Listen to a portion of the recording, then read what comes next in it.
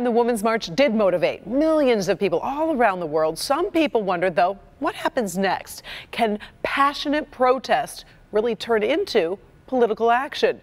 Tonight in Detroit, we'll see some women taking action, a lesson for everyone, no matter what your political beliefs. Paula Tutman is live at the Atwater Brewery in Detroit, and I understand they are expecting a pretty big crowd tonight, Paula.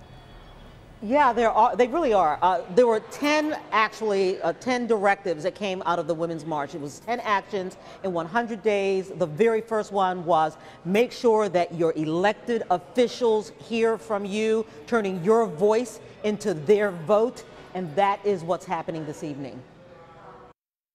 See if we can book a room with them. Laura and Jennifer were there. They were in that crush of humanity at the Women's March in D.C., and it left an impression. It did. It really made me feel like I felt like I've been too complacent, and really realizing that we need to try harder. Reading people's signs was really profound because everybody came with a different story. Everybody came with a different reason or a different experience. 5 days after the march, both have been moved to turn demonstration into action. We had so many things that just left me feeling complacent, like LGBTQ rights were going in the right direction.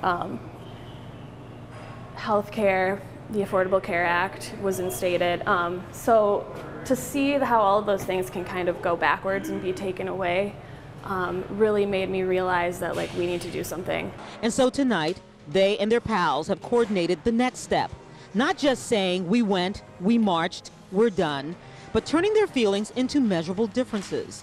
Tonight, beginning at the Atwater Brewery in Detroit, they will be conducting a letter writing campaign called Pints and Postcards. Write postcards to our senators and to our lawmakers and to our legislators. They know this is the first step in turning all of that emotional capital from the march into something that lasts. And much like the march, a small social media campaign that said, hey, come out. Let us show you how to write a congressperson or a senator.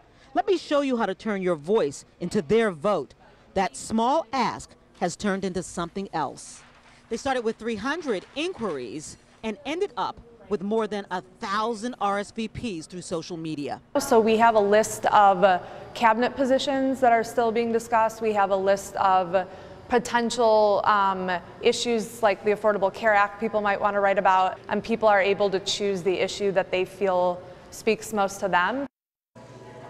Yeah, as much about education as it is action, so this is how organized they are. They actually have things that have been going on right here and how they affect you in your community. Then they tell you the steps to take. They've got the addresses to your local and your U.S. representatives. It's in the Atwater Brewery District, and it starts at 6:30 to 9:30.